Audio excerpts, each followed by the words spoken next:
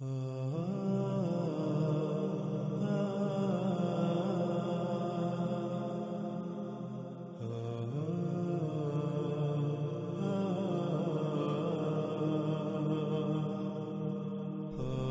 Screen پر آپ کو سورہ الاعراف کی آیت نمبر 123 نظر آ رہی ہے۔ اس آیت میں دیکھیں تو اس میں کیا ہے؟ کہا فرعون نے، تم نے اس کی دعوت کو تسلیم کر لیا اس سے پہلے کہ میں تمہیں اس کی اجازت دیتا، میں تمہیں اس کا حکم دیتا؟ نہیں ہے یہ، مگر یہ کیا ہے؟ یہ ایک منصوبہ بندی ہے جو تم نے منصوبہ بندی کی ہے مدینہ میں، مدینہ کے جو اہل ہیں ان کو مدینہ سے نکالنے کے لیے۔ پس جلد ہی تمہیں اپنے اس کیے کا علم ہو جائے گا۔ ناظرین، اس آیت میں یہ سمجھا جاتا ہے کہ فرعون نے یہ کہا کہ تم نے مدینہ میں منصوبہ بندی، یہ سارا کچھ منصوبہ بندی کے تحت کیا تاکہ جو مدینہ کے اہل ہیں یعنی کہ آل فرعون ان کو مدینہ سے نکال دیا جائے اور پیچھے مدینہ پر خود قبضہ کر لیا جائے۔ یعنی کہ آج اکثریت یہ سمجھتی ہے کہ لفظ مدینہ کا استعمال فرعون نے کیا، حالانکہ حقیقت یہ نہیں ہے، کیونکہ سب سے پہلی بات یہ کہ اب غور کریں کہ کیا فرعون کی زبان عربی تھی؟ کیا اس وقت مصر میں عربی بولی جاتی تھی؟ جب فرعون کی زبان عربی تھی ہی نہیں تو پھر فرعون لفظ مدینہ کس طرح استعمال کر سکتا ہے؟ ناظرین، قرآن ان قوموں کا یا فرعون کا کلام نہیں ہے، قرآن اللہ کا کلام ہے۔ ماضی میں جو حالات و واقعات پیش آئے، جو کچھ ہوا، اللہ سبحانہ و تعالیٰ نے اسے اپنے الفاظ میں بیان کیا، اپنے الفاظ میں، اور قرآن الحکیم ہے۔ اللہ سبحانہ و تعالیٰ نے جو الفاظ استعمال کیے ان میں انتہائی حکمت ہے، ان میں بہت گہرائی ہے، وہ بہت سارے حقائق کو کھولتے ہیں، ان میں بہت سے حقائق پوشیدہ ہیں۔ اس لیے فرعون نے یہ نہیں کہا مدینہ، بلکہ فرعون نے تو اس وقت یہی کہا کہ تم نے یہاں جہاں فرعون کی حکومت ہے مصر میں، جو کہ اس وقت کریا تھی، مصر کریا تھا، تم نے یہاں مصر سے، یہاں جہاں آل فرعون کی حکومت ہے، آل فرعون کو یہاں سے نکالنے کے لیے، نکلوانے کے لیے تم نے یہ ساری منصوبہ بندی کے تحت یہ سب کچھ کیا۔ اپنے وہ سائنسدانوں کو کہہ رہا ہے۔ قرآن اللہ کا کلام ہے۔ آج قرآن میں اللہ سبحانہ تعالیٰ نے وہاں پر لفظ مدینہ استعمال کیا۔ کیوں لفظ مدینہ استعمال کیا یہ بعد کی بات ہے، اس پر آنے والی ایک ساتھ میں تفصیل سے بات کریں گے، لیکن یہاں یہ دیکھنا ہے کہ اس آیت میں لفظ مدینہ آیا تو ناظرین غور کریں یہ کس مدینہ کا ذکر ہے۔ اگر مدینہ سے مراد یہی بستی ہے جو سعودی عرب میں موجود ہے، جس کا نام یثرب ہے، جس کو آج اکثریت مدینہ مدینہ کہتی ہے، تو پھر کیا آل فرعون کی حکومت یہاں تھی؟ موسیٰ علیہ السلام کو یہاں بھیجا گیا؟ کیا اس مدینے کا ذکر ہو رہا ہے؟ پھر اسی طرح جب ہم آگے بڑھیں تو آگے آپ کو مزید آیات ملیں گی۔ سورہ یوسف کی آیت نمبر 30 میں بھی آپ کو لفظ مدینہ ملے گا۔ یوسف علیہ السلام کہاں تھے، کہاں پر ان کو حکومتی عہدہ ملا؟ یہ سب جانتے ہیں کہ مصر کی بات ہے۔ یوسف علیہ السلام مصر میں گئے، وہ بکتے بکاتے مصر میں پہنچ گئے۔ مصر کے جو اعلی حکومتی عہدیدار ہے اس نے انہیں پالا، اس نے انہیں بڑا کیا۔ تو ناظرین اب غور کریں کہ یہاں بھی جب اللہ سبحانہ نے لفظ مدینہ استعمال کیا، اگر مدینہ سے مراد یہی بستی ہے، یہی شہر ہے، بلد ہے جسے آج آپ مدینہ کہتے ہیں، جو سعودی عرب موجود ہے، تو کیا یہ واقعہ یا یوسف علیہ السلام اس مدینہ میں آئے؟ کیا یہ واقعہ اس مدینہ کا ہے؟ اسی طرح آپ سورہ الکہف میں دیکھتے ہیں کہ اصحاب کہف کا واقعہ، اس واقعے میں بھی جب آپ دیکھیں تو اس میں بھی لفظ مدینہ کا استعمال ہوا۔ تو ناظرین غور کریں پھر وہی سوال کہ کیا اصحاب کہف اس مدینے میں تھے جسے آج آپ مدینہ کہتے ہیں، یا پھر اللہ سبحانہ تعالیٰ کس بستی کو، کس خطے کو مدینہ کہہ رہے ہیں؟ یعنی کہ اس وقت اسے مدینہ نہیں کہا جاتا تھا، یا فرعون کے وقت بھی مصر کو مدینہ نہیں کہا جاتا تھا، مصر ہی کہا جاتا تھا۔ اب اللہ تعالیٰ اسے یا تو کریا کہیں گے یا پھر مدینہ کہیں گے۔ جب تک وہاں فرعون کی حکومت تھی تو تب تک یعنی فرعون جب تک وہاں کا رب تھا تو وہ مدینہ نہیں، وہ کریا ہے۔ پھر جب وہاں رب اللہ کو بنا لیا جاتا ہے، اللہ رب بن جاتا ہے، تو وہ مدینہ کہلائے گا۔ اس لیے اللہ سبحانہ تعالیٰ نے وہاں پر مدینہ لفظ استعمال کیا۔ جب مصر ظاہری طور پر تو ابھی فرعون کے ہاتھ میں تھا، لیکن حقیقت یہ تھی کہ اب فرعون کا انجام اس کے سر پر آ چکا ہے، مدینہ یعنی مصر جو ہے فرعون کے ہاتھوں سے نکل چکا ہے، اب مصر جو ہے وہ مدینہ بن چکا ہے اللہ کے قانون میں۔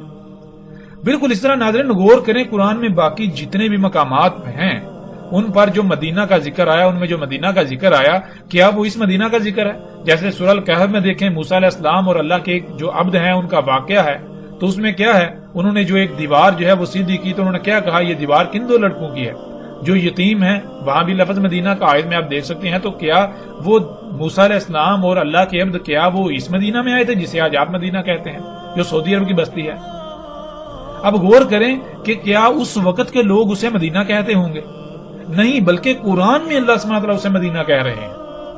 وہ بستی جو ہے وہ کسی اور نام سے جانی پہچانی جاتی تھی۔ جیسے مثال کے طور پر آج آپ مختلف نام استعمال کرتے ہیں، کابل، کراچی، لاہور، فلاں فلاں، اس طرح جو نام استعمال کرتے ہیں، کل کو جب مثال کے طور پر آپ تصور کریں کہ اگر دنیا، یعنی کہ اگر ساتھ نہ آنی ہو، دنیا آگے اور چلنی ہو، اور امت نے آنا ہو، اور قوم نے آنا ہو، یہ قوم جب ہلاک ہو، یہ امت جب ختم ہو، تو آگے آنے والی قوم کو جب اللہ تعالیٰ ہدایات دیں تو اللہ تعالیٰ کیا بتائیں گے؟ کیا اللہ تعالیٰ یہ کہیں گے کہ کابل میں ایسا ہوا تھا؟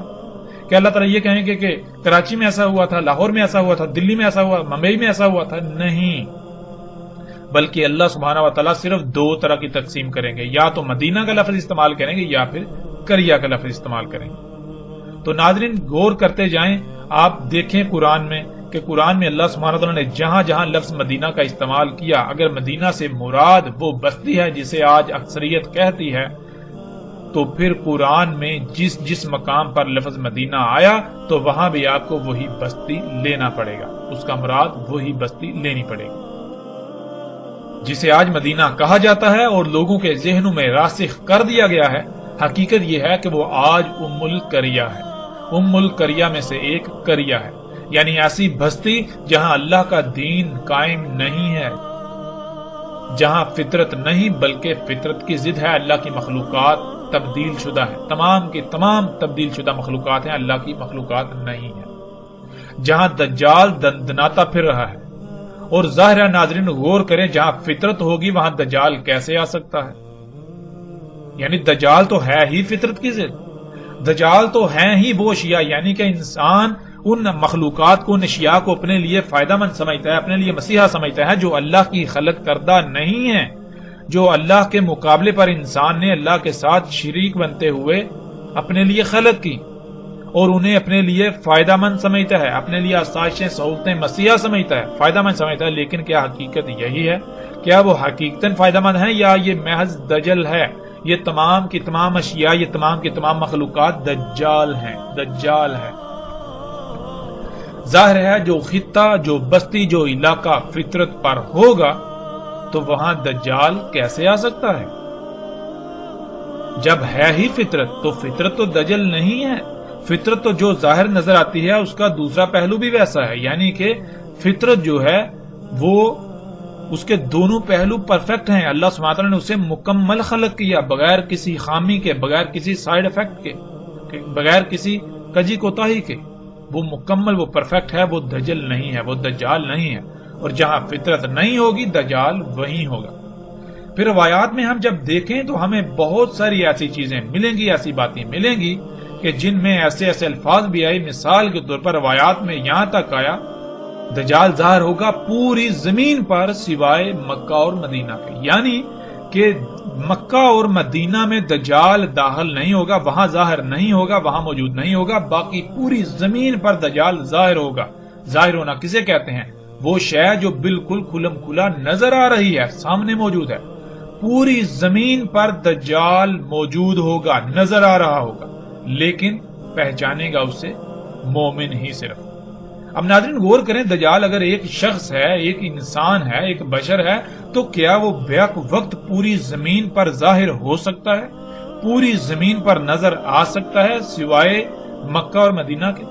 بہرحال مکہ کیا ہے اس کے اوپر بھی اگلی ایک ساتھ میں آئندہ بات ہوگی، جیسے ہی ہمارا مدینہ کا موضوع مکمل ہوگا تو ہم پھر مکہ کے اوپر بھی بات کریں گے۔ تو ناظرین واپس آتے ہیں اپنے موضوع کی طرف کہ دجال جو ہے مدینہ میں داخل نہیں ہوگا، اور آج لوگوں کے ذہنوں میں یہ راسخ کر دیا گیا کہ مدینہ سے مراد وہ بستی، وہ شہر ہے جو سعودی عرب میں موجود ہے، جس کا نام یثرب ہے۔ لیکن حقیقت کیا ہے؟ حقیقت یہ نہیں ہے۔ مسلم کی روایت جو آپ کو اس وقت اسکرین پر نظر آ رہی ہے اس میں دیکھیں، اس میں رسول اللہ صلی اللہ علیہ وآلہ وسلم نے مدینہ کیا ہے اس کی کس طرح سے نشاندہی کی، اس کی وضاحت کس طرح سے کر دی کہ مدینہ کسے کہتے ہیں، مدینہ ہوتا کیا ہے۔ کہا رسول اللہ صلی اللہ علیہ وآلہ وسلم نے کہ مجھے حکم ہوا ہے، مجھے امر ہوا ہے ہجرت کا ایسی قریہ کو جو کھا جائے گی تمام قریہ کو۔ کہا جاتا ہے اسے یثرب، اور حالانکہ یعنی در حقیقت وہ کیا ہے، وہ مدینہ ہے، یعنی کہ اس کا قدر میں اس کو مدینہ کر دیا گیا۔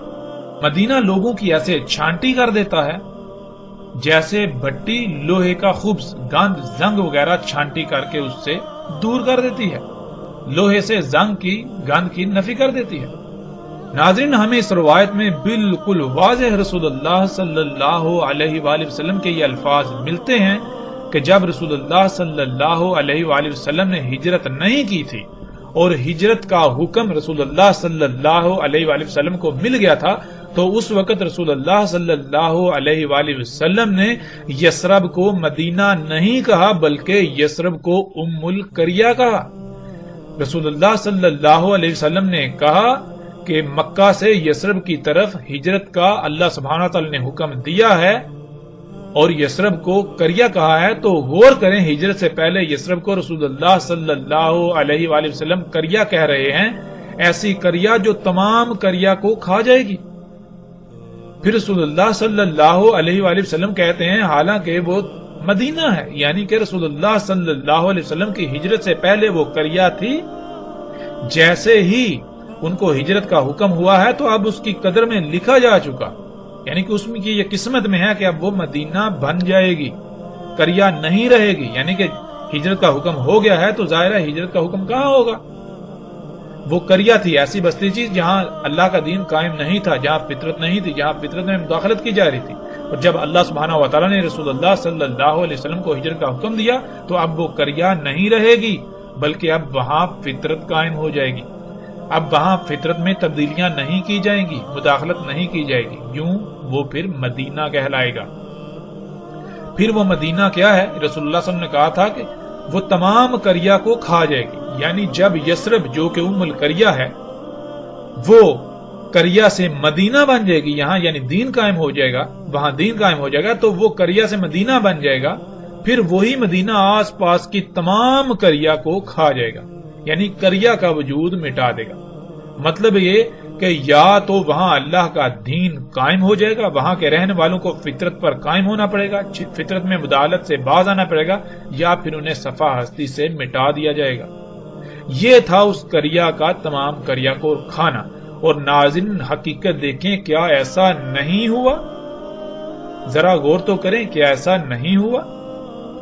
لیکن اگر ہم مدینہ سے مراد یثرب کو لے لیں تو سوال یہ پیدا ہوتا ہے کہ پھر رسول اللہ صلی اللہ علیہ وآلہ وسلم نے ہجرت سے پہلے مدینہ کیوں نہیں کہا تھا؟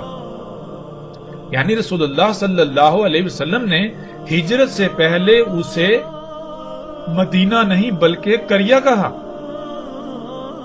اور پھر اسے یثرب، یعنی یثرب اس کا نام موجود ہے، یثرب کے نام سے وہ اس وقت جانی پہچانی جاتی تھی، آج بھی اسے یثرب کہتے ہیں، آج بھی اسے یثرب کہا جاتا ہے، لیکن مدینہ کے نام سے مشہور کر دیا گیا، نام لقب اس کا آج بھی یثرب ہے اور دوسرا لقب اس کا مدینہ بن چکا ہوا ہے۔ تو ناظرین غور کریں، اگر یہی بستی مدینہ ہے، یہی بستی مدینہ تھی تو رسول اللہ صلی اللہ علیہ وآلہ وسلم نے ہجرت سے پہلے اسے قریہ کیوں کہا، اور ہجرت کے بعد ہی وہ مدینہ کیسے بنی؟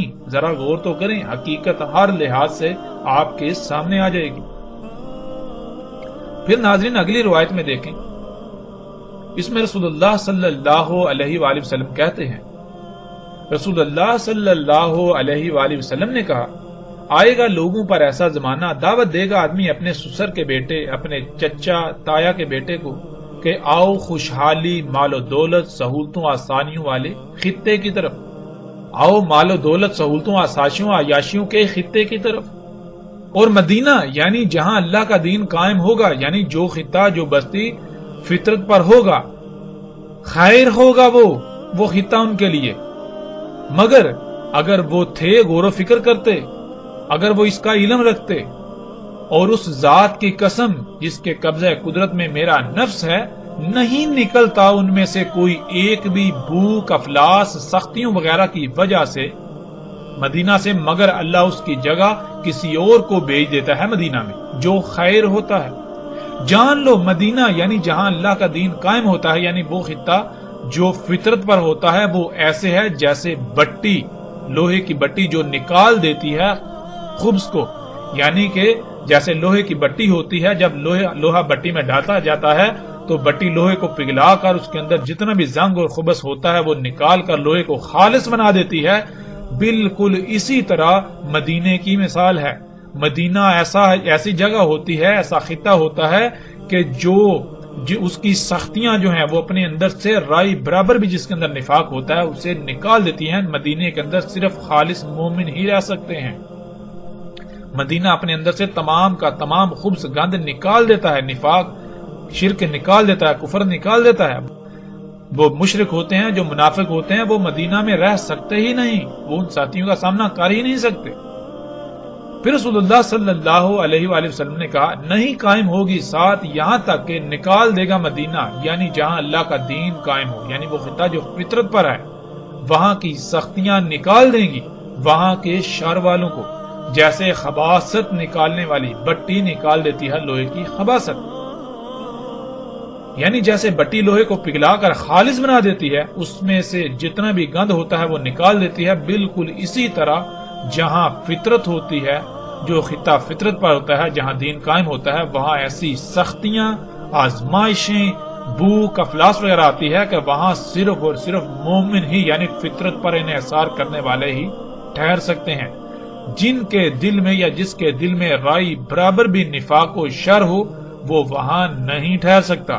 اس طرح مدینہ اپنے گند کو نکال دیتا ہے۔ تو ناظرین غور کریں، جسے آج تک آپ مدینہ کہتے آئے اور مدینہ سمجھتے ہیں، مدینہ سمجھ رہے ہیں، کیا اس میں یہ خصوصیات ہیں؟ کیا اس میں یہ صلاحیتیں ہیں؟ کیا اس میں یہ صفات ہیں؟ کیا اس میں ایسی سختیاں ہیں؟ کیا وہاں بھوک کا، سختیوں کا، آزمائشوں کا سامنا کرنا پڑتا ہے؟ ناظرین ذرا غور تو کریں، وہاں تو طرح طرح کی آسائشیں ہیں، سہولتیں ہیں، بلند و بانگ عمارتیں ہیں، ایک سے بڑھ کر ایک سہولیات ہیں، آسائشیں ہیں۔ وہاں تو دجال کا حمار دن دناتا پھر رہا ہے، وہاں تو دجال دن دنا رہا ہے، تو وہ کیسے مدینہ ہو سکتا ہے؟ ناظرین ذرا غور تو کریں۔ اس کے برعکس غور کریں، جب دجال آیا، یہ جب آسائشیں، سہولتیں سامنے آئیں، جن کو یہ لوگ جو ہے دجال کو، ان مخلوقات، ان اشیاء کو، یہ انسان کے اپنے ہاتھوں سے خلق کی ہوئی اشیاء کو سہولتوں، آسائشوں کا نام دیتے ہیں، جب اس طرح کے یہ جدید معاشرے وجود میں آئے تو کیسے لوگوں نے ان مقامات کو چھوڑ کر ان مقامات کی طرف ہجرت کی؟ کیسے کی؟ غور تو کریں۔ کیا پوری دنیا سے لوگوں نے ہجرت نہیں کی؟ لوگ یورپ، امریکہ، کینیڈا کی طرف بھاگتے چلے گئے، پھر لوگ جو ہے وہ جو فطرت کے اوپر ہیں، فطرتی مقامات پر تھے جہاں یہ سہولتیں، یہ آسائشیں نہیں ہیں، وہاں سے شہروں کی طرف رخ کیا۔ دنیا میں لوگوں کی ایک بڑی تعداد جو ہے وہ گاؤں میں رہنے کے بجائے شہروں میں رہنے کو ترجیح دیتی ہے۔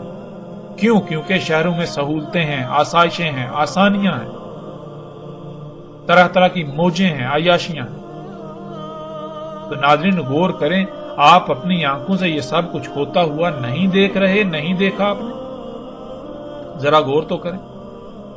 پھر اسی طرح ناظرین آگے بڑھتے ہیں اور غور کرتے ہیں، مزید روایت ہے، آپ سکرین پر روایت کو دیکھ رہے ہیں۔ رسول اللہ صلی اللہ علیہ وآلہ وسلم نے کہا شام فتح ہوگا پس نکل جائیں گے مدینہ سے برے لوگ، بری قوم اپنے اہل و عیال کے ساتھ سواریوں کو چلاتے ہوئے۔ پھر یمن فتح ہوگا پس نکل جائے گی قوم، یعنی مدینہ کے برے لوگ مدینہ سے اپنے اہل و عیال کے ساتھ سواریوں کو چلاتے ہوئے۔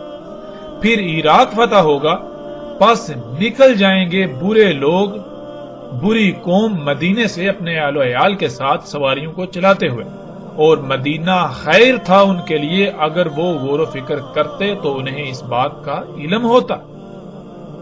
اب ناظرین غور کریں، سوال یہ پیدا ہوتا ہے کہ رسول اللہ صلی اللہ علیہ وآلہ وسلم یہ کہہ رہے ہیں کہ شام فتح ہوگا تو لوگ جو برے لوگ ہیں وہ مدینہ سے نکل جائیں گے اپنے اہل و عیال کے ساتھ۔ پھر یمن فتح ہوگا تو لوگ مدینے سے نکلیں گے، برے لوگ اپنے اہل و عیال کے ساتھ۔ پھر عراق فتح ہوگا تو لوگ مدینے سے نکلیں گے، برے اپنے اہل و عیال کے ساتھ۔ ناظرین غور تو کریں، کیا ایسا ممکن ہے؟ یعنی کہ اگر مدینے سے مراد یہی بستی ہے جسے آج مدینہ کہا جاتا ہے، سعودی عرب کا جو یثرب ہے، تو ناظرین تصور کریں فتح شام ہو رہا ہے تو لوگ اس مدینے سے کیوں نکلیں گے؟ پھر فتح جو ہے وہ یمن ہو رہا ہے تو لوگ اس مدینے سے کیوں نکلیں گے؟ فتح عراق ہو رہا ہے تو لوگ اس مدینے سے کیوں نکلیں گے؟ ناظرین ذرا غور کریں، کیا اس بات کا جواب کسی کے پاس ہے؟ یعنی کہ زلزلہ امریکہ میں آ رہا ہے اور نقصان پاکستان میں ہو رہا ہے، جنگ شام میں ہو رہی ہے اور لوگ پاکستان میں مر رہے ہیں۔ ناظرین کیا ایسا ممکن ہے؟ زلزلہ آسٹریلیا میں آئے، دنیا کے ایک کونے میں آئے، اور زلزلے سے نقصان کہاں ہو رہا ہے؟ جی پاکستان میں ہو رہا ہے۔ کیا ایسا ممکن ہے؟ ناظرین غور تو کریں، اس کا جواب بالکل واضح ہے۔ جیسے رسول اللہ صلی اللہ علیہ وآلہ وسلم نے کہا تھا، ہجرت سے پہلے یثرب کو کریا کہا، ہجرت کے بعد وہ مدینہ بن گئی۔ بالکل اسی طرح شام فتح ہوگا تو ناظرین شام فتح کن کے ہاتھوں ہوگا؟ غور تو کریں، کن کے ہاتھوں شام کے فتح ہونے کی بشارت رسول اللہ صلی اللہ علیہ وسلم نے دی تھی؟ رسول اللہ صلی اللہ علیہ وسلم نے تو مومنوں کو کہا تھا کہ تم جو ہے وہ شام پر چڑھائی کرو گے تو اسے فتح کر دو گے، یعنی کہ شام فتح سے پہلے، مومنوں کے ہاتھ آنے سے پہلے کریا ہوگی۔ شام پہلے کریا تھا، رسول اللہ صلی اللہ علیہ وآلہ وسلم کی موجودگی میں شام کریا تھا، یمن کریا تھا، عراق کریا تھا۔ تو جب مومن اسے فتح کریں گے تو وہاں فطرت قائم ہوگی، یعنی وہ پھر کریا نہیں رہے گا، شام مدینہ بن جائے گا۔ جب شام مدینہ بنے گا تو مدینے میں یعنی پہ فطرت کے اوپر قائم ہونا آسان تو نہیں ہے۔ جو لوگ خواہشات کی اتباع کرتے ہیں پھر ان کی خواہشات کیسے پوری ہوں گی؟ وہ کیسے سختیوں کا سامنا کرنا پڑیں گے؟ ظاہرہ پھر تو وہ ان علاقوں کی طرف ہجرت کریں گے جہاں ان کی خواہشات پوری ہوں، جہاں ان کو آسائشیں مل سکیں، ان کو سہولتیں مل سکیں، جہاں وہ اپنی خواہشات کے مطابق زندگی گزار سکیں۔ اسی طرح یمن فتح ہونے سے پہلے کریا ہے، ایک خطہ ہے جسے لوگ یمن کے نام سے جانتے ہیں، اس کا لقب، اس کا نام یمن ہے، لیکن اس کا اسم کریا ہے۔ جب مومنوں کے ہاتھ میں آئے گا تو وہاں فطرت قائم ہو جائے گی، یعنی فطرت میں چھیڑ چھاڑ روک دی جائے گی، تو وہ مدینہ کہلائے گا، مدینہ بن جائے گا۔ جب یمن مدینہ بنے گا تو ظاہر ہے پھر مدینے میں برے لوگ کیسے رہ سکتے ہیں؟ جن کے اندر رائے برابر بھی نفاق ہو وہ کیسے رہ سکتے ہیں مدینے میں؟ اس طرح ناظرین جب فتح عراق ہوگا تو عراق فتح ہونے سے پہلے کریا ہے۔ جیسے مثال کے طور پر ایک شخص ہے تو اس کا نام لکشمن ہو، اس کا نام لکشمن ہو، اس کا لقب لکشمن ہو، وہ ایمان لانے سے پہلے مشرک ہے، مشرک کہلائے گا، لیکن جب وہ ایمان لے آئے گا تو پھر وہ مومن کہلائے گا۔ بالکل اسی طرح ایک بستی، ایک خطہ جب وہ فطرت پر نہیں ہے، وہاں پر اللہ کی مخلوقات میں یعنی فطرت میں تبدیلیاں کی جا رہی ہیں تو وہ کریا کہلائے گی، اس کا اسم کریا ہے۔ جب وہاں دین قائم ہوگا، وہ فطرت پر ہوگی، وہ فطرت پر خطہ ہوگا تو اسے مدینہ کہا جائے گا۔ اور فطرت پر قائم ہونا کیا آسان ہے؟ ناظرین غور کریں، آج اگر کوئی خطہ فطرت پر قائم ہو تو وہاں آپ جا کر زندگی گزار سکتے ہیں؟ ذرا غور تو کریں، آپ کو وہاں کیسے زندگی گزارنا پڑے گی؟ ناظرین ذرا غور تو کریں، کیا ان سختیوں کا سامنا آپ کر پائیں گے؟ ظاہر ہے ان سختیوں کا سامنا صرف اور صرف وہی لوگ کر پائیں گے جو خالص اللہ کے غلام ہوں گے۔ ان کو علم ہے کہ ہم نے اللہ کے ساتھ ایک رائے برابر بھی شرک نہیں کرنا۔ شرک کیا ہے؟ یعنی کہ اللہ ہمارا رب ہے، اس نے ہمیں خلق کیا، ہماری ضروریات اسی نے جیسی ضروریات خلق کی ہم ویسے ہی استعمال کریں گے، ویسی ضروریات سے اپنی زندگی گزاریں گے۔ اب ہم اس کے ساتھ شرک نہیں کریں گے، یعنی کہ کسی اور کی ضروریات کو استعمال نہیں کریں گے، اس کے مقام پر کسی اور کو نہیں لائیں گے۔ تو ناظرین غور کریں، حقیقت ہر لحاظ سے بالکل آپ کے سامنے ہے۔ اس روایت کو جب آپ پڑھیں، اپنے سامنے رکھیں تو کئی سوالات پیدا ہوتے ہیں، جن میں سب سے پہلا سوال یہ ہے کہ فتح شام ہو رہا ہے اور لوگ مدینے سے نکل رہے ہیں جو کہ برے لوگ ہیں۔ پھر فتح یمن ہو رہا ہے تو مدینے سے برے لوگ نکل رہے ہیں۔ پھر فتح عراق ہو رہا ہے تو مدینے سے برے نکل رہے ہیں۔ ایسا کیسے ہو سکتا ہے؟ یعنی اگر مدینہ سے مراد حجاز جسے آج سعودی عرب کہا جاتا ہے، اس کی بستی یثرب ہے جسے آج مدینہ کہا جاتا ہے، تو پھر یہ بات عقل میں نہیں آ سکتی اور نہیں آئے گی۔ بالکل ایسی ہی بات کہ آپ کہیں کہ بھوک مجھے لگی ہے اور کھانا میرے ہمسائے نے کھایا، زلزلہ مشرق میں آیا اور اس زلزلے کی وجہ سے نقصان مغرب میں ہوا۔ متاثر مغرب کے لوگ ہوئے، یہ کیسے ممکن ہے؟ حالانکہ رسول اللہ صلی اللہ علیہ وآلہ وسلم نے بہت ہی لاجواب خبر دی تھی جو آج ہم اپنی آنکھوں سے دیکھ رہے ہیں۔ ناظرین، مدینہ کیا ہے؟ رسول اللہ صلی اللہ علیہ وآلہ وسلم نے خود اس کی کھول کھول کر وضاحت کر دی۔ اس کے علاوہ قرآن میں اللہ سبحانہ و تعالیٰ نے بھی مدینہ کی کھول کھول کر ہر لحاظ سے وضاحت کر دی۔ اب حقائق اتنے کھل جانے کے باوجود بھی اگر لوگ اپنی ضد پر قائم رہیں گے، اگر سب کچھ کھل کر سامنے آ جانے کے باوجود بھی وہ اپنی آنکھیں بند کریں گے، وہ اندھے بنے رہیں گے، تو پھر ایسا کرنے والے جان لیں کہ وہ نقصان صرف اور صرف اپنا ہی کریں گے۔ ان قریب انہیں اس کا علم ہو جائے گا، وہ اپنی آنکھوں سے حقیقت کو دیکھ لیں گے۔ وہ وقت بالکل سر پر آ چکا ہے کہ حقیقت ہر لحاظ سے سامنے لے آئی جائے گی۔ وہ وقت جب آنکھیں پھٹی کی پھٹی رہ جائیں گی۔ فیصلہ آپ کے اختیار میں ہے کہ آیا آپ اپنی آنکھوں کو بند کر کے بندر کی طرح ان مولیوں کے پیچھے چلتے ہیں، یا پھر آپ غور و فکر کرتے ہیں۔ اللہ سبحانہ و تعالیٰ نے قرآن میں بار بار غور و فکر کا کہا، بار بار غور و فکر کا کہا۔ جو غور و فکر نہیں کرتے، اللہ سبحانہ و تعالیٰ نے انہیں قرادہ بندر قرار دیا۔ اور جو لوگ ماضی میں اگر کوئی غلطی ہوتی ہے اس میں غور و فکر کر کے اس غلطی کو دور نہیں کرتے، اسی غلطی کو دوبارہ دہراتے ہیں، اس پر قائم رہتے ہیں، اس پر ڈرتے ہیں، تو اللہ سبحانہ و تعالیٰ نے ایسے لوگوں کو قرآن میں خنزیر کہا، سور کہا۔ اب فیصلہ آپ کے ہاتھ میں ہے کہ آپ اللہ کے قانون میں کس مقام پر کھڑا ہونا پسند کرتے ہیں۔ آپ آنکھیں بند کر کے سور و بندر کی طرح انہی ملاؤں کے پیچھے چلتے ہیں، یا پھر حق کو ہر لحاظ سے کھلنے کے بعد اس کو تسلیم کرتے ہیں، غور و فکر کرتے ہیں۔ فیصلہ آپ کے اپنے ہاتھ میں ہے۔ کئی روایات میں رسول اللہ صلی اللہ علیہ وآلہ وسلم نے اسی وقت کے بارے میں کہا تھا، اس وقت دین پر قائم ہونا ایسے ہی ہوگا جیسے کہ جلتا ہوا انگارہ اپنی مٹھی میں لینا۔ تو ناظرین، آج غور کریں کہ کیا اگر آج آپ فطرت پر قائم ہوتے ہیں تو کیا بالکل ایسی ہی سختیوں کا سامنا نہیں کرنا پڑے گا؟ کیا بالکل آپ کی حالت ایسی ہی نہیں ہوگی جیسے کہ جلتا ہوا انگارہ مٹھی میں جکڑ لیا ہو؟ مدینہ تو حقیقتاً لوہار کی بٹی کی مانند ہوتا ہے۔ جب پوری دنیا دجال کو اپنا رب بنا چکی ہے تو اس وقت اگر کسی خطے میں اللہ کا دین قائم ہوتا ہے یا قائم ہے جو خطہ فطرت پر ہے، تو وہاں کے رہنے والوں کا انجام بالکل ایسا ہی ہوگا کہ جیسے ان کو آگ میں ڈال دیا گیا ہے۔ ان کو انتہائی سخت ترین حالات کا سامنا کرنا پڑے گا، ان کو قحط کا سامنا کرنا پڑے گا، ان کو آگ و بارود کی بارش کا سامنا کرنا پڑے گا، ان کو بھوک و افلاس کا سامنا کرنا پڑے گا، ان کو طرح طرح کی سختیوں آزمائشوں کا سامنا کرنا پڑے گا۔ ایسے وقت میں تو صرف وہی مدینہ میں رہ سکتے ہیں جن میں ایمان ہوگا، جن میں رائے برابر بھی نفاق نہ ہو، کیونکہ وہی صرف اور صرف اللہ پر توکل کرنے والے ہوں گے جن کے اندر نفاق کی رائے بھی نہ ہوگی۔ مدینے کی یہ سختیاں ہر اس کو باہر نکال لیں گی جس کے اندر رائے برابر بھی نفاق ہوگا۔ ناظرین، غور کریں، اپنے گریبان میں جھانکیں کہ آیا کہ آپ حق پر ہیں یا پھر حق کھل جانے کے باوجود آپ آنکھیں بند کر کے اپنا ہی نقصان کرنے پر تلے ہوئے ہیں۔ حقیقت ہر لحاظ سے آپ کے سامنے ہے۔ ناظرین، الحمدللہ ہم نے تفصیل کے ساتھ جان لیا کہ مدینہ سے مراد کیا ہے، یعنی مدینہ عربی میں کسے کہتے ہیں، اور مدینہ میں دجال داخل نہیں ہو سکے گا۔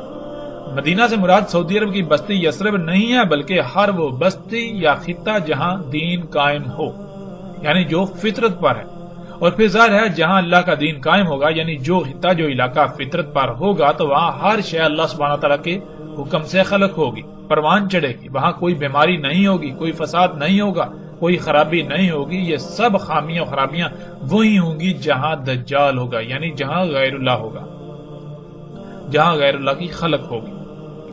ناظرین، حق اس قدر کھل جانے کے باوجود بھی اگر یہ تسلیم کر لیا جائے کہ مدینہ سے مراد یثرب ہی ہے، سعودی عرب کی بستی جسے آج مدینہ کہا جاتا ہے، کہ وہاں دجال داخل نہیں ہو سکے گا، تو پھر سوال یہ پیدا ہوتا ہے کہ مسند احمد اور مستدرک الحاکم میں روایت موجود ہے جس میں رسول اللہ صلی اللہ علیہ وآلہ وسلم نے کہا تھا کہ دجال احد پہاڑ پر چڑھے گا، دجال احد پہاڑ پر چڑھے گا اور اپنے اصحاب سے کہے گا کہ یہ سفید محل دیکھ رہے ہو، یہ احمد کی مسجد ہے، اور اس کے بعد دجال مدینہ کی طرف آئے گا، لیکن مدینہ کے ابواب پر ملائکہ کا پہرا پائے گا۔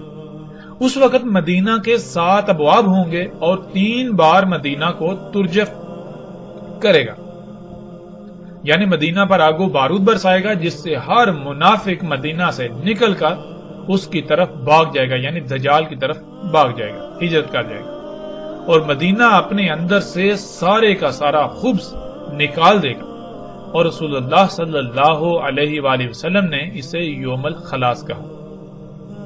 اب ناظرین غور کریں، اگر مدینہ یہی بستی ہے جسے یہ کہتے ہیں وہاں دجال داخل نہیں ہو سکے گا، تو ناظرین احد پہاڑ پر دجال کیسے چڑھ سکتا ہے؟ کیونکہ احد پہاڑ تو اسی بستی کے اندر موجود ہے۔ آپ سکرین پر دیکھیں اور آپ غور و فکر کریں کہ جسے آج مدینہ کہا جا رہا ہے، کیا احد پہاڑ عین اس کے وسط میں موجود نہیں؟ ناظرین غور تو کریں، جب دجال احد پہاڑ پر آ جائے گا تو پھر مدینہ تو ظاہر ہے مدینے کے تو اندر آ گیا، بھائی مدینے کے کئی کلومیٹر اندر آ کر وہ احد پہاڑ پر چڑھ گیا، اب اور کتنا اندر آنا ہے؟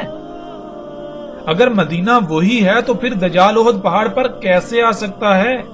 اور پھر رسول اللہ صلی اللہ علیہ وسلم یہ کہہ رہے ہیں کہ احد پہاڑ پر آئے گا، اس کے بعد وہاں سے وہ مدینے کی طرف رخ کرے گا، وہاں سے مدینے کی طرف رخ کریں گے، مدینے کی طرف جانے کا ارادہ کرے گا۔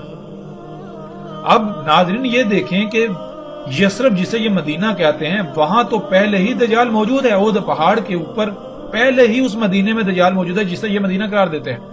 اب وہاں سے مدینے کی طرف جائے گا، مدینے کا رخ کرے گا، تو ناظرین غور کریں، پھر یہ مدینہ ہے یا مدینہ کوئی اور ہے؟ یہ تو بات بالکل واضح ہوتی ہے کہ یہ مدینہ نہیں ہوگا اس وقت مدینہ کچھ اور ہوگا، کوئی اور خطہ ہوگا، اور مدینہ کے 7 ابواب ہوں گے اس وقت، ان پر ملائکہ کا پہرا ہوگا۔ ناظرین ابواب باب کی جمع ہے، باب کا ترجمہ دروازہ کیا جاتا ہے، دروازے کو باب نہیں کہتے۔ باب عربی میں کسے کہتے ہیں اس کا ذکر بھی ہم پیچھے کئی مقامات پر کر چکے ہیں۔ باب کسی مادی دروازے کو نہیں کہتے، بلکہ باب کہتے ہیں داخل ہونے یا نکلنے کے مقام کو۔ قرآن میں اللہ سبحانہ وتعالی نے کئی مقامات پر لفظ اولی الالباب کا، جو باب کو اپنا ولی بناتے ہیں، اپنے مشن میں اپنا معاونکار بناتے ہیں، ان کے لیے ہدایت ہے، وہ حق کو سمجھ سکتے ہیں۔ تو کیا ناظرین لوگوں کے دماغوں میں سارے میں دروازے ہوتے ہیں؟ اس طرح کے دروازے مادی دروازے ہوتے ہیں؟ نہیں۔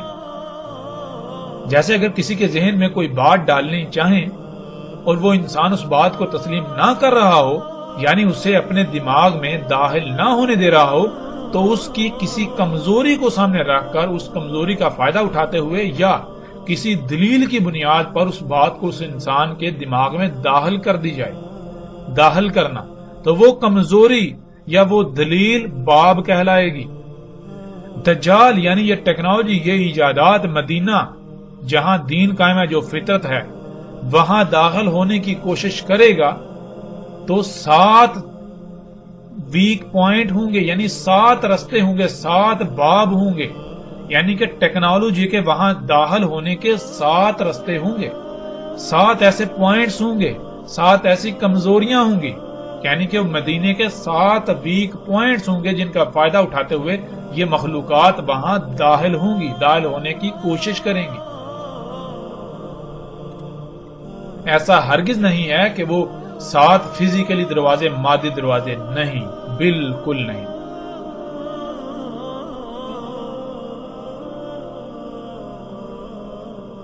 جو بھی خطہ، جو بستی ایسی ہوگی جو فطرت پر ہوگی، وہاں یہ ٹیکنالوجی، یہ ایجادات داخل ہونے کے لیے 7 ویک پوائنٹس ہوں گے جن کے ذریعے سے داخل ہونے کی کوشش کریں گی، لیکن اللہ سبحانہ و تعالی مدینہ کی اپنے ملائکہ کے ذریعے حفاظت کریں گے۔ یعنی کہ اس ٹیکنالوجی کی ایجادات کو وہاں داخل نہیں ہونے دیں گے. اگر داخل ہوگی بھی تو صرف اسی حد تک کہ وہ جو 7 ویک پوائنٹس ہے ان کی حد تک انتہائی تھوڑی، جو کہ بعض روایات میں یہ بات ملتی ہے کہ دجال جو ہے وہ مدینہ میں داخل ہونے کی کوشش کرے گا تو اس کی یعنی کہ کچھ چیزیں دجال کی جو ہے وہ داخل ہو پائیں گی.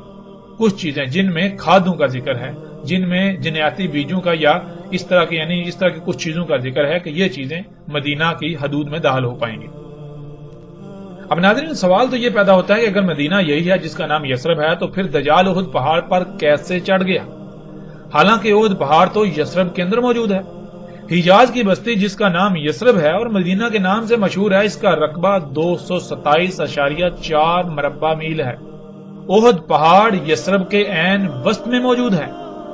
احد پہاڑ مسجد نبوی سے صرف 3.52 کلومیٹر کی دوری پر ہے. اس کے برعکس مسجد قباء جو کہ یثرب میں ہی موجود ہے وہ احد پہاڑ سے بھی آگے مسجد نبوی سے 11.4 کلومیٹر کی دوری پر واقع ہے. یعنی احد پہاڑ تو یثرب کے درمیان واقع ہے، یثرب کے وسط میں موجود ہے. اگر مدینہ سے مراد یہی مدینہ ہے جو یثرب ہے جسے آج ہر کوئی مدینہ کہنے پر بضد ہے، تو پھر دجال مدینہ کے کئی کلومیٹر اندر احد پہاڑ پر کیسے چڑھ آئے گا، کیسے چڑھ سکتا ہے؟ جو کہ آج آپ اپنی آنکھوں سے دیکھیں گے کہ دجال احد پہاڑ پر چڑھ چکا. یہ انتہائی غیر معمولی سوال ہے جس کا جواب کوئی بھی ایسی شخصیت نہیں دے سکتی، کوئی بھی ایسا شخص نہیں دے سکتا جو یثرب کو مدینہ کہنے پر بضد ہے.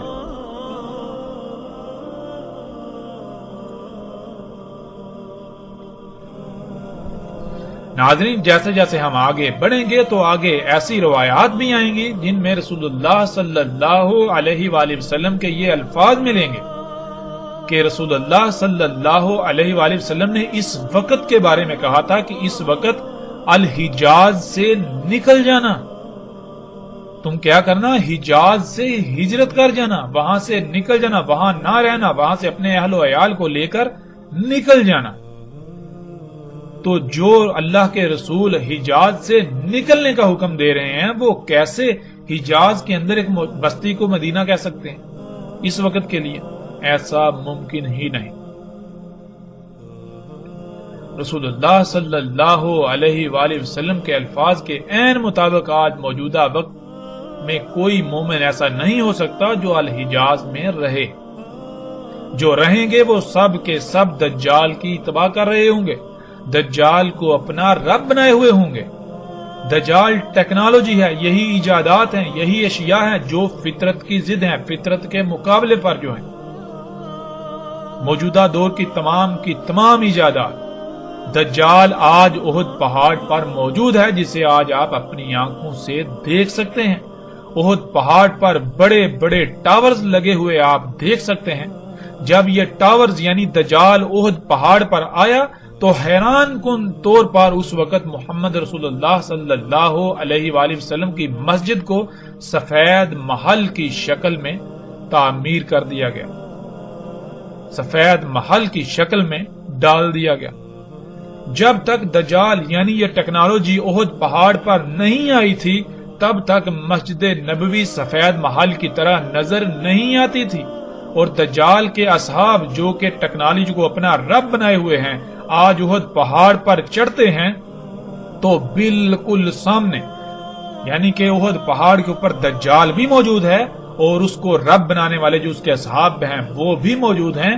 تو بالکل سامنے مسجد نبوی سفید محل کی طرح دیکھتے ہیں، ان کو سفید محل کی طرح مسجد نبوی نظر آ رہی ہوتی ہے. اے اللہ کے رسول محمد صلی اللہ علیہ وآلہ وسلم، آپ نے سچ کہا تھا، آپ نے سچ کہا تھا. اے اللہ کے رسول محمد رسول اللہ صلی اللہ علیہ وآلہ وسلم، آپ نے ایک ایک لفظ سچ کہا تھا اور میں آپ کی ایک ایک بات کی تصدیق کر رہا ہوں. میں نے آپ کی ایک ایک بات کی تصدیق کر دی. اب اگر کوئی تسلیم کرتا ہے تو تسلیم کرے، اگر کوئی تسلیم نہیں کرتا تو تسلیم نہ کرے۔ عنقریب اللہ سبحانہ و تعالیٰ اپنا فیصلہ سنانے ہی والے ہیں۔ ناظرین، آپ سکرین پر نظر آنے والی تصاویر میں دیکھ سکتے ہیں کہ دجال کے اصحاب، دجال کے ساتھی، یعنی جن لوگوں نے دجال کو اپنا رب بنایا ہوا ہے، جو اپنی ضروریات کو پورا کرنے کے لیے انہی مصنوعی اشیاء پر توکل کرتے ہیں، انہی پر انحصار کرتے ہیں، انہی سے اپنی ضروریات پوری کرتے ہیں، وہ جب احد پہاڑ پر چڑھتے ہیں تو وہ سامنے مسجد نبوی کو بالکل سفید محل کی طرح دیکھتے ہیں۔ آج مسجد نبوی احد پہاڑ سے بالکل سفید محل کی طرح نظر آتی ہے۔ سیٹلائٹ سے لی گئی تصاویر بھی آپ کے سامنے ہیں۔ آپ گوگل ارتھ سے سیٹلائٹ سے لی گئی تصویر کو بھی خود اپنی آنکھوں سے دیکھ سکتے ہیں اور احد پہاڑ پر کھڑے ہو کر بھی اپنی آنکھوں سے یہ مشاہدہ کر سکتے ہیں۔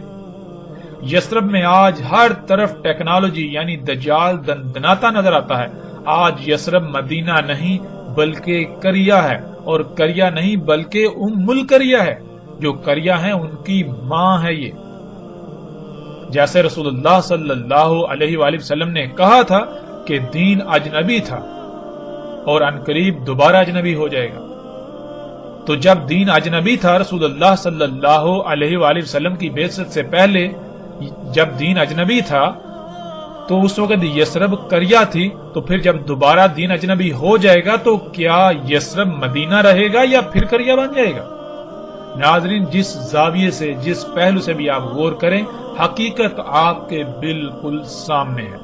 جب دین دوبارہ اپنی اسی حالت میں لوٹ جائے گا تو پھر یثرب کیسے مدینہ رہ سکتا ہے؟ پھر یثرب کس طرح مدینہ ہو سکتا ہے؟ ذرا غور تو کریں۔ ناظرین، حقائق ہر لحاظ سے آپ کے سامنے ہیں۔ اس کے علاوہ بھی بہت سے دلائل ہیں، لیکن اگر ہم ان پر بات کریں گے تو ہمارا موضوع مزید لمبا ہو جائے گا۔ اب تک جو حقائق ہم سامنے لا چکے ہیں، ہم یہ بات ہر لحاظ سے ثابت کر چکے ہیں کہ سعودی عرب کی بستی، سعودی عرب کا شہر مدینہ نہیں ہے، اور دنیا کی کوئی طاقت ہماری اس بات کا رد نہیں کر سکتی۔ دنیا کا کوئی شخص اس کا رد نہیں کر سکتا۔ دنیا کا کوئی شخص، دنیا کا کوئی ایک بھی شخص، دنیا کی کوئی طاقت اس یثرب کو مدینہ ثابت نہیں کر سکتی۔ اللہ کے فضل سے جن لوگوں نے آج تک گمراہ کیا، ان کی حقیقت آپ کے بالکل سامنے آ چکی۔ جیسے جیسے ہم آگے بڑھیں گے تو اللہ کے فضل سے مزید ایسے ایسے حقائق آپ کے سامنے آئیں گے کہ آپ دنگ رہ جائیں گے، آپ چونک جائیں گے کہ ان حقائق کو آپ سے کیوں چھپایا گیا۔ بہرحال اس میں صرف اس طبقے کا ہی قصور نہیں، اس میں آپ کا بھی قصور ہے کہ آپ بندروں کی طرح ان لوگوں کے پیچھے پیچھے اس طرح چلتے ہیں کہ جیسے بندر کسی کی نقل کرتا ہے، خود سے غور و فکر نہیں کرتا۔ آپ بھی خود سے غور و فکر نہیں کرتے، آپ اپنی آنکھیں بند کر کے ان لوگوں پر اس طرح اعتماد کر رہے ہیں کہ جیسے کہ یہ اللہ کے بھیجے ہوئے ہیں، یہ اللہ کے رسول ہیں۔ جب یہ اللہ کے رسول نہیں ہیں تو آپ کیوں ان لوگوں پر اعتماد کر رہے ہیں آنکھیں بند کر؟ آپ خود سے غور و فکر کیوں نہیں کرتے؟ قرآن میں اللہ سبحانہ و تعالیٰ نے بار بار بار بار اس کے اوپر زور دیا کہ غور و فکر کرو، غور و فکر کرو، غور و فکر کرو، اندھوں کی طرح اپنے آباء و اجداد کے پیچھے نہ چلو، ان لوگوں کے پیچھے نہ چلو۔ تو ناظرین، پھر قصور کس کا؟ قصور اس طبقے سے بڑھ کر تو پھر آپ کا اپنا بن جاتا ہے۔ ذرا غور تو کریں۔ ہاں، یہ باتیں آپ کو کڑوی لگیں گی، ان باتوں سے آپ کو تکلیف ہوگی، لیکن یہ جان لیں وقتی طور پر تکلیف ہونے سے حقیقت بدل نہیں جائے گی، حق بدل نہیں جائے گا۔ تکلیف ہونے سے یا برا محسوس کرنے سے حق بدل نہیں جائے گا۔ بعد میں آپ کو سوائے پچھتاوے کے کچھ نہیں ملے گا۔ بعد میں آپ کہیں گے کاش اس وقت جب حق واضح ہوا تھا تو اس کو تسلیم کر لیتے، کاش اس وقت حق کو مان لیتے، اندھوں کی طرح ان لوگوں کے پیچھے نہ چلتے۔ بعد میں ناظرین سوائے کاش کے کچھ نہیں رہے گا۔ غور کریں، پچھلی ایک ساتھ میں پچھلی اقوام کے اوپر کھول کھول کر بات ہو چکی کہ ان اقوام نے کیا کیا تھا اور ان اقوام کے ساتھ کیا ہوا۔ آج ان کا آپ کو نام و نشان تک نہیں ملتا، اور آخرت میں ان کے ساتھ کیا ہونا ہے، کیا ہوگا، اس کی بھی وضاحت اللہ سبحانہ وتعالی نے قرآن میں کر دی۔ ناظرین، کہیں ایسا نہ ہو کہ آپ حق ہر لحاظ سے کھل کر واضح ہو جانے کے باوجود بھی اپنی خواہشات کی اتباع میں اپنے آپ کو نشان عبرت بنوا بیٹھیں، دنیا اور آخرت میں انتہائی ہلاکت خیز سودا کر بیٹھیں۔ فیصلہ آپ کے ہاتھ میں ہے، حق ہر لحاظ سے کھل کر آپ کے سامنے آ چکا، اب آپ چاہیں تو اسے تسلیم کریں اور چاہیں تو اس سے انکار کر دیں۔ ہمارا اس سے کوئی نقصان نہیں ہوگا۔ ہمارا مقصد نہ کوئی فرقہ بنانا ہے، ہمارا مقصد نہ کوئی گروہ بنانا ہے، ہمارا مقصد کچھ بھی ایسا نہیں ہے کہ جس سے ہمارا اپنا کوئی مفاد وابستہ ہو۔ ہمارا مقصد ہے تو صرف اور صرف یہ ہے کہ اللہ سبحانہ و تعالیٰ نے ہمارے اوپر یہ ذمہ داری عائد کی کہ ہم اس حق کو پہنچا دیں، اس دعوت کو پہنچا دیں، تو ہمارے ذمے صرف اور صرف اس پیغام کو، اس دعوت کو، اس حق کو پہنچا دینا ہے۔ اگر کوئی مانتا ہے تو وہ ہم پر احسان نہیں کرے گا، اور اگر کوئی نہیں مانتا تو وہ ہمارا نقصان بھی نہیں کرے گا۔ یہ بات ذہن میں رکھیں۔ باقی جن کو الزامات لگانے ہیں وہ جتنے جی چاہے دن رات کھل کر الزامات لگائیں۔ وقتی طور پر اس وقت تو وہ یہ سمجھیں گے کہ ہم بہت بڑا کارنامہ انجام دے رہے ہیں، ہمیں فتح حاصل ہو رہی ہے، ہم بہت بڑے مارکے انجام دے رہے ہیں، لیکن جب وقت اپنا فیصلہ سنائے گا تو پھر سوائے حسرت کے کچھ نہیں رہے گا، پھر سوائے پچھتاوے کے، پشیمانی کے کچھ ہاتھ نہیں آئے گا۔ اور ہم اللہ کے فضل سے جلد بازوں میں سے نہیں ہیں، ہم اجرت پسندوں میں سے نہیں ہیں، ہم تو وقت کا انتظار کرنے والے میں سے ہیں۔ ہم اس وقت کا انتظار کریں گے جب اللہ سبحانہ وتعالی اپنا فیصلہ سنائے گا تو نتائج سامنے آئیں گے۔ ہم نتائج کی بنیاد پر فیصلہ کرنے والے ہیں، ہم وقتی طور پر حالات و واقعات کو سامنے رکھ کر فیصلہ کرنے والے نہیں ہیں۔ تو فیصلہ آپ کے اپنے ہاتھ میں ہے۔